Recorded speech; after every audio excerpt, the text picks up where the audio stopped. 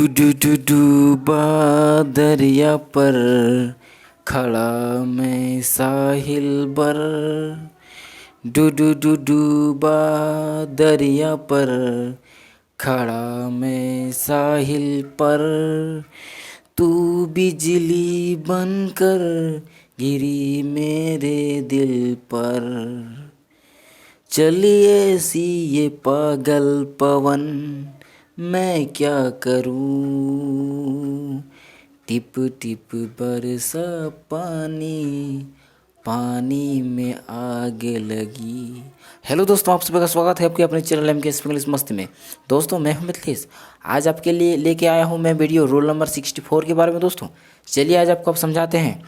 63 में आपको हम समझाते हैं दोस्तों। जैसे ही त्यों ही इस रिलेटेड और भी इस वीडियो में भी मैं आपको बताऊंगा दोस्तों। चलिए देखिए, जैसे कि दोस्तों आज जो होगा, जैसे ही क्या है पहचान, जैसे ही ठीक है, जैसे ही त्यों ही पहचान है दोस्तों। पहले देख लीजिए इसका इंग्लिश मीनिंग क्या होता है। हम आपको बताए थे रोल नंबर 63 में दोस्तों, हम आपको क्या बताए थे कि 63 में एज सुन एज दोस्तों, लेकिन इसमें हम एज सुन एज नहीं बताएंगे। इसमें क्या बताएंगे, कुछ दूसरा होगा। वो क्या होगा, नो सोनर देन,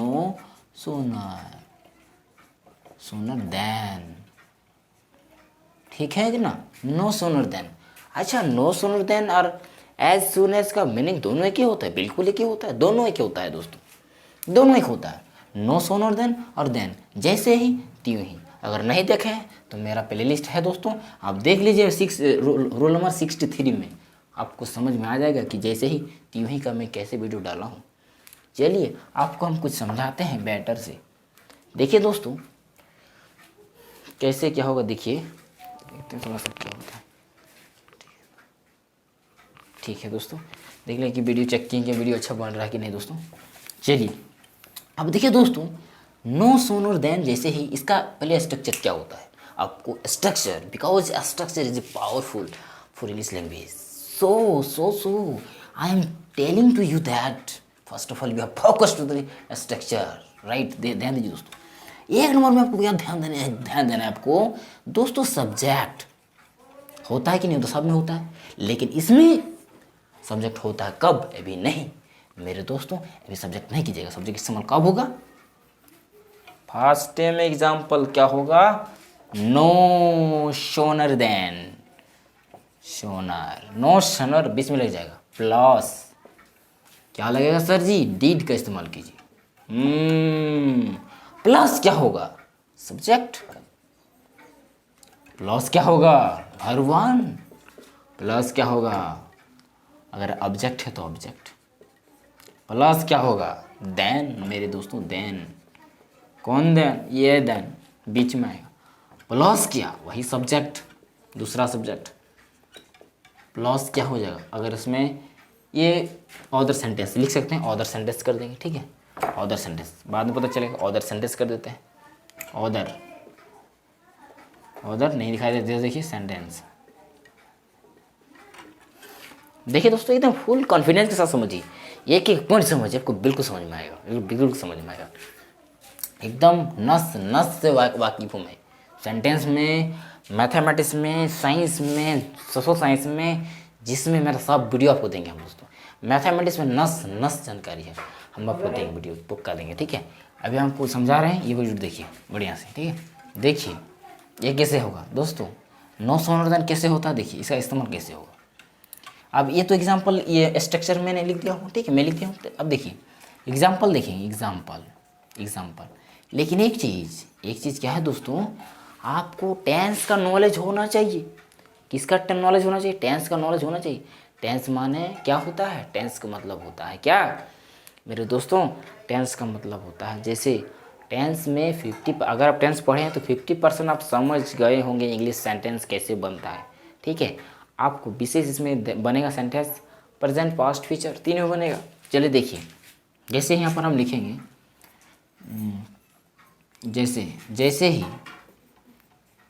ही मैंने मैंने उसे देखा त्यों ही वह गायब हो गया। मेरे डिग्रो ध्यान दीजिए यहाँ पर कि जैसे ही मैंने उसे देखा त्यों ही वह गायब हो गया। दोस्तों ये सेंटेंस आप लोग अपने दैनिक जीवन में डेफिनेटली बोलते हैं। तो यहाँ पर जैसे ही मैंने उसे देखा त्यों ही वह गायब हो गया। इस सेंटेंस को बनाएंगे कैसे, रूल है ये दोस्तों, इसी रूल से हम इस सेंटेंस को बनाएंगे। हाँ लेकिन एक बात आपको याद मैं दिला दे रहा हूँ, एज सून एज का इस्तेमाल आपको बताए थे, जैसे ही त्यों ही। अगर आप एज सून एज से बनाएंगे तो क्या गलत हो जाएगा? नहीं मेरे दोस्तों, बिल्कुल गलत नहीं होगा। अगर आप इस सेंटेंस को एज सून एज से बनाएंगे, जैसे देखिए एज सून एज मैंने उसे देखा, आई saw him, काहे saw him? तो दोस्तों ये वर्ब टू का इस्तेमाल हो रहा है। ये कौन सा टेंस है? पास्ट इंडेफिनिट टेंस है। तो पास्ट इंडेफिनिट टेंस में वर्ब टू का इस्तेमाल होता है, इसीलिए आई saw उसे देखा, आई saw him। ठीक है। अच्छा त्यों के लिए एज सोन एज सेंटेंस में आपको हम बताते हैं रूल नंबर 63 में, त्यों का कुछ मीनिंग नहीं होता है, कुछ भी मीनिंग नहीं होता। क्या केवल कॉमा लगेगा मेरे दोस्तों। वह गायब हो गया तो क्या हो जाएगा? ही तो गायब होने का क्या इंग्लिश होता है? डिसअपियर। लेकिन यहाँ पर वर्ब टू डिसअपियरेड। तो DISAPPEARED डिसअपियरेड हो जाएगा मेरे दोस्तों। बिल्कुल हो गया, एकदम सही हो गया sentence. As soon as I saw him he disappeared, बिल्कुल सही। अच्छा अब आप सोच रहे होंगे कि सर इस रूल से तो आप पढ़ा दिए हैं पहले, लेकिन इस रूल से कैसे बनेगा? देखिए अभी हमको समझा रहे हैं। देखिए इधर इस रूल से हम इस सेंटेंस को कैसे बनाएंगे। इसमें क्या करेंगे कि लिखेंगे नो सोनर देन नहीं लगाएंगे, देन का बीच में होता है, पहले आ जाएगा नो सोनर, उसके बाद डीड लगा दीजिए। डीड क्या 100 में लगेगा? 100 में लगेगा दोस्तों, सब में, चाहे वो फर्स्ट पर्सन रहे, सेकंड पर्सन, थर्ड पर्सन रहे। नो सोनर डीड प्लस क्या हो जाएगा? सब्जेक्ट क्या है? मैंने, आई हो जाएगा क्या? Verb one. जब डीड लगेगा तो वर्ब वन का इस्तेमाल, वर्ब टू का नहीं। तो नो सोनर डीड आई सी हिम। और त्यों के लिए यहाँ पर स्ट्रक्चर ध्यान दीजिए, देन का इस्तेमाल है तो देन में पर लगाएंगे, यहाँ पर कॉमा से काम नहीं चलेगा। ठीक है। No sooner did I see him then he डिसअपियरेड।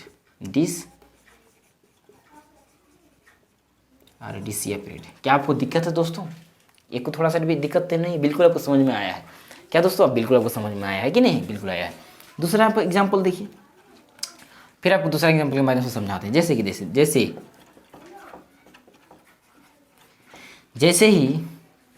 ही राम ने आम खाया त्यों ही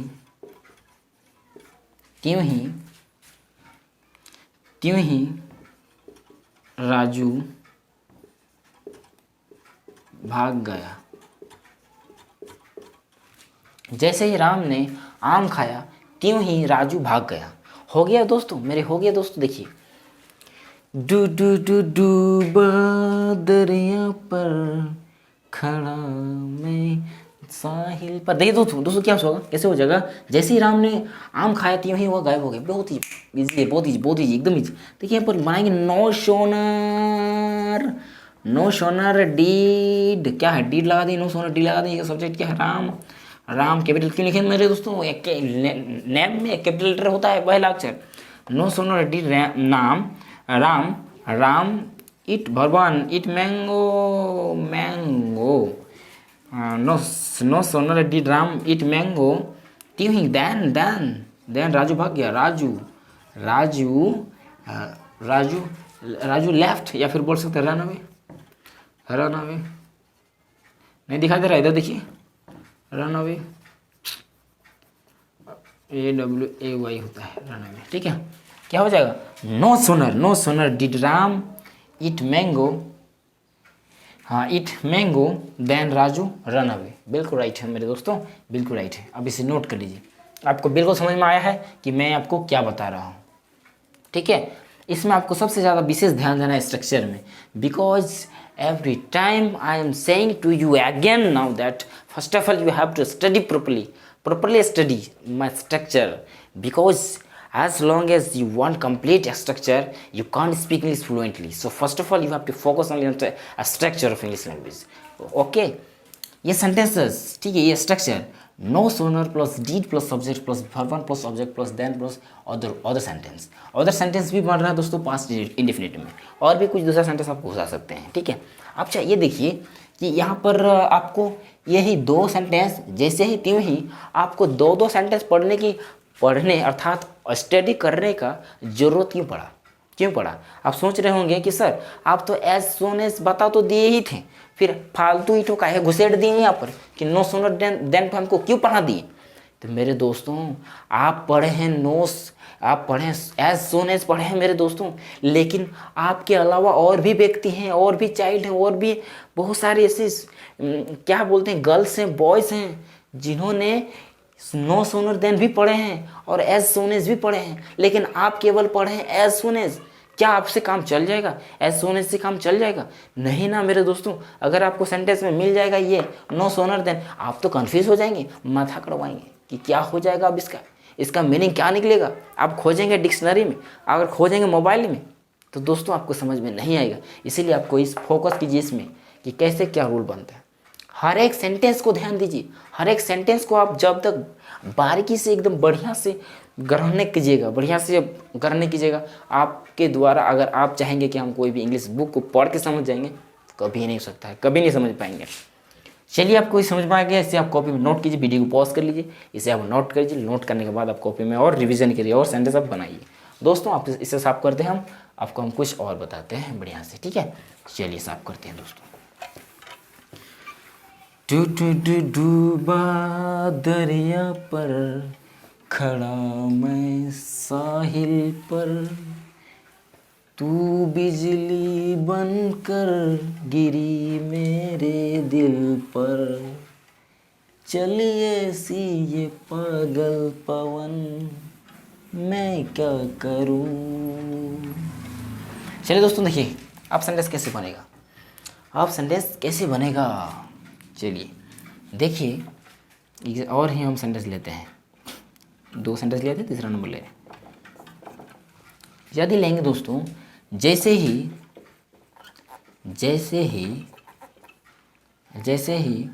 वह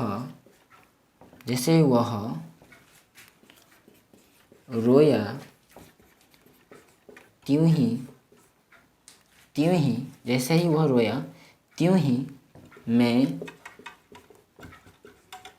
पढ़ने लगा। जैसे ही वह रोया त्यों ही मैं पढ़ने लगा। मेरे दोस्तों हो गया, जैसे ही वह रोया त्यों ही मैं पढ़ने लगा। तो दोस्तों यहाँ पर देखिए जैसे ही वह रोया, यहाँ पर वह रोया ये पास्ट इंडेफिनिट है, तो पास्ट इंडेफिनिट में होता है क्या, subject plus verb two plus object. जैसे ही, तो यहाँ पर नो सोनर वह रोया, ही विप्ड। WEEP होता है, क्या होता है WEEP, लेकिन यहाँ पर वर्ब टू लगाना विप्ड, WEPT होता है, WEPT होता है, क्या लिखेंगे PT होता है, ठीक है। तो नो सोनर, फिर देखिए डीड का इस्तेमाल छूट गया था, डीड का इस्तेमाल होगा कि नहीं होगा ना। चलिए डीड का भी इस्तेमाल छूट गया था, देखिए यहाँ पर डीड का इस्तेमाल होगा, क्या होगा डीड का। तो नो सोनर डीड ही, तो यहाँ पर विप, देखिए डीड का जब इस्तेमाल करेंगे तो वर्ब वन का इस्तेमाल हो जाएगा, ठीक है, वर्ब वन का। नो सोनर डीड ही विप त्यों ही का देन मैं पढ़ने लगा। तो मैं पढ़ने लगा सेंटेंस क्या हो जाएगा दोस्तों, आई बिगन टू रीड। आप सोच रहे होंगे कि सर अब यहाँ बिगन टू कहाँ से आ गया, जन्म कहाँ से हो गया। तो दोस्तों मैं पढ़ाया हूँ, रूल नंबर मेरा वीडियो में देख लीजिएगा कि लगना या फिर चालू होना इसके बारे में हम पढ़ाए हैं, देख लीजिएगा मेरा वीडियो में। लगना का 2 को होता है ये चालू होना, स्टार्ट, और एक होता है बिगिन, बिगिन। तो स्टार्ट का इस्तेमाल करेंगे तो सब्जेक्ट प्लस क्या होता है, start plus verb 4 plus subject होता है। लेकिन अगर यदि हम बिगिन टू का इस्तेमाल करेंगे तो फिर क्या हो जाए, subject plus begin two plus verb 1 होता है। जैसे कि यहाँ पर अगर मैं लिखूँ मैं पढ़ना या फिर मैं पढ़ने लगा, इस सेंटेंस को हम दूसरा नियम से बना सकते हैं। आई स्टार्ट रीडिंग, ये भी बोल सकते हैं। तो यहाँ पर हम ये भी सेंटेंस लगा सकते हैं, आई स्टार्ट यहाँ पर ऐसे हम आई स्टार्ट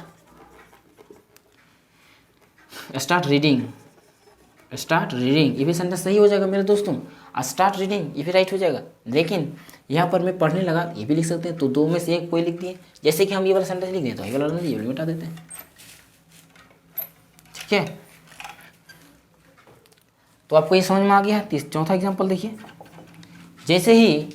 जैसे ही मैंने आपसे कहा त्यों ही वह मुझे देखने लगा।